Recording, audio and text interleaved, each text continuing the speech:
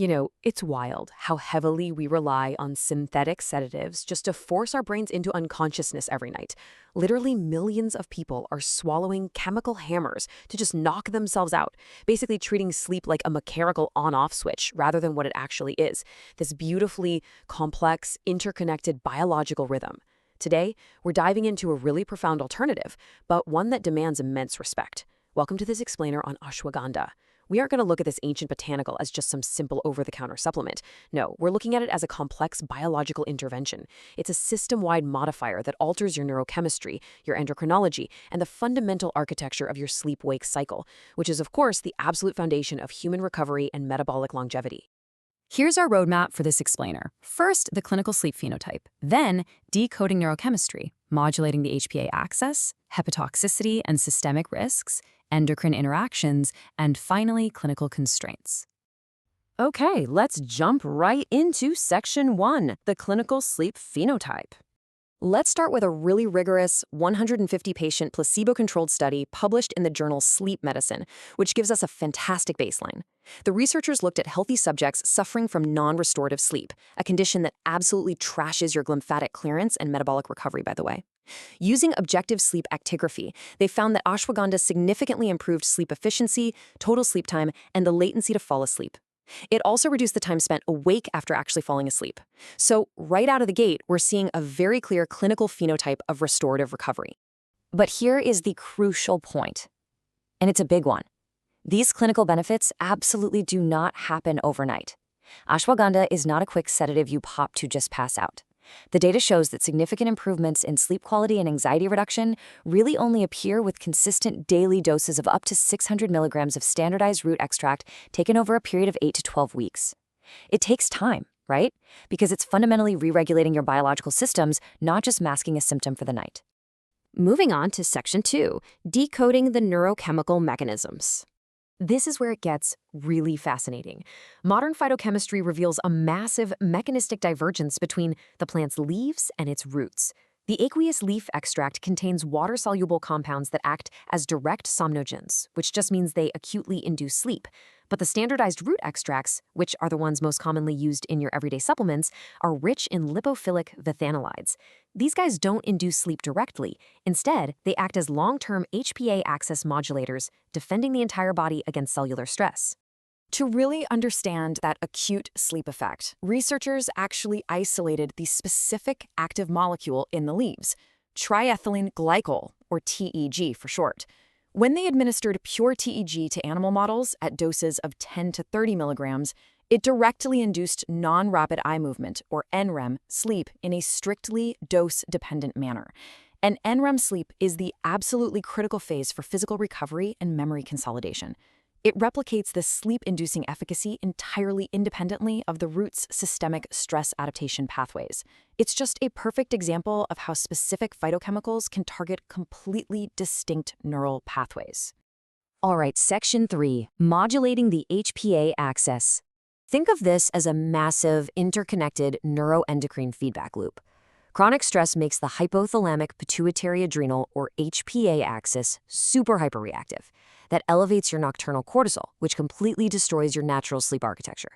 Well, ashwagandha introduces withanolides, these steroidal lactones that are structurally very similar to our own endogenous glucocorticoids. By stepping in and restoring glucocorticoid receptor sensitivity, they lower that late-day cortisol. This establishes a permissive neurochemical environment that finally allows your natural endogenous melatonin to rise and properly align your circadian rhythm. And it doesn't stop there. Ashwagandha also taps into the GABA-A receptors in the brain.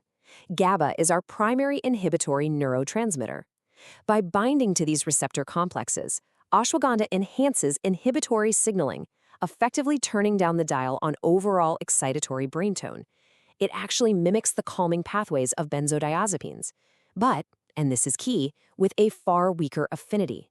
That means it achieves this deeply calming environment for restorative sleep without the really dangerous dependency risks you get with synthetic drugs. Which brings us to Section 4, and we really need to pay attention here: hepatotoxicity and systemic risks. I need to be crystal clear about something.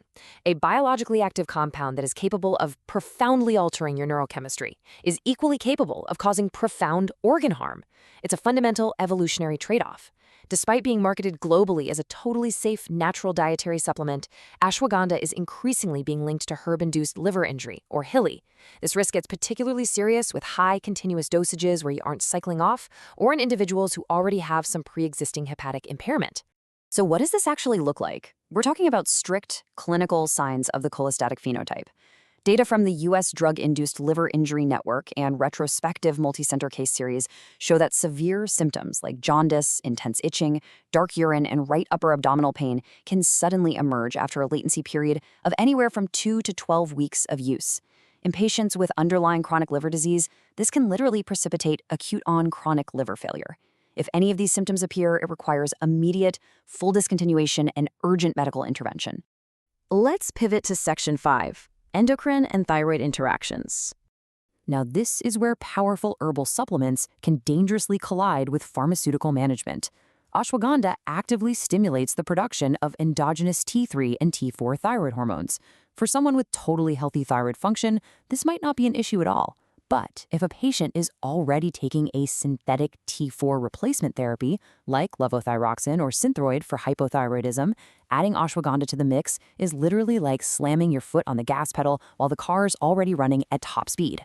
There are documented case reports revealing that this exact combination can trigger something called destructive thyroiditis. This is an acute inflammation of the thyroid follicular cells, causing a massive uncontrolled release of preformed thyroid hormones directly into systemic circulation.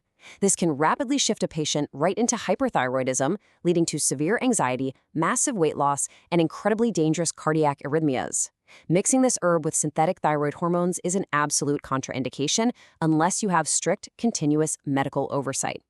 Finally, let's wrap up with Section 6, clinical constraints and application. So who absolutely needs to avoid this? We have to respect some very strict biological boundaries here. Pregnant and breastfeeding women must avoid it entirely because of the distinct risks of uterine contractions. Individuals with autoimmune thyroid conditions like Hashimoto's or Graves' disease, or anyone with known liver pathology, absolutely must steer clear. Furthermore, because ashwagandha alters CYP3A4, which is the primary enzyme pathway in the liver responsible for clearing out medications, and it has that GABAergic activity we talked about, taking it alongside pharmaceutical sedatives, benzodiazepines, or immunosuppressants can cause some really dangerous compounding systemic effects. I want to leave you with this final thought today. Just because a molecule is synthesized in a plant root rather than in a pharmaceutical lab absolutely does not mean it lacks side effects. True health optimization requires continuous investigation and immense respect for the interconnected networks of our biology and knowing exactly when an intervention might actually do more harm than good. Is the natural equals safe fallacy blinding us? Thank you so much for joining me for this explainer, and remember to keep questioning the science.